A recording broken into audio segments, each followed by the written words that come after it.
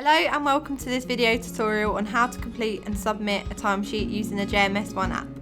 If you have not watched our last videos, please watch Getting Started with JMS One and How to Accept a Job with JMS One.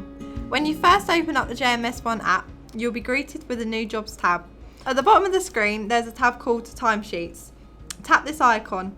A timesheet will be generated when a job is completed and is only visible then. You'll be required to fill in the timesheet, which will then be submitted to the shift in charge person. It is important to complete your timesheets to ensure you get paid.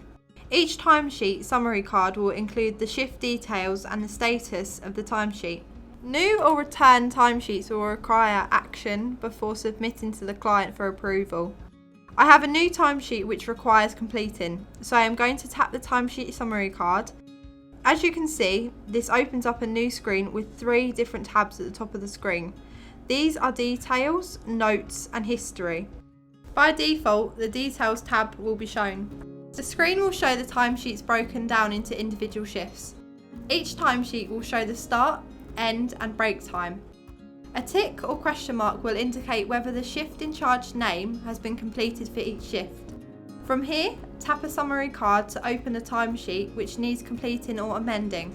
Here you can change the shift type, should you need to amend. You will need to type in a shift in charge name before submitting.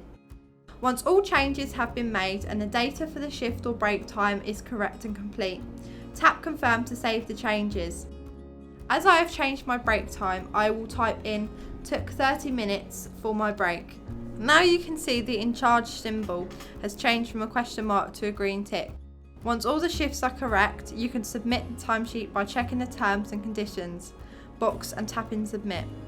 Your timesheet has been submitted successfully. Press proceed.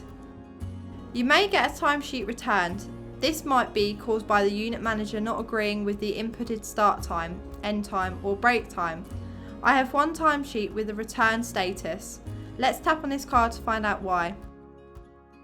If I tap on timesheet notes, I can see a note as to why the timesheet has been rejected. This note says, you started at 9 AM, not 8:30.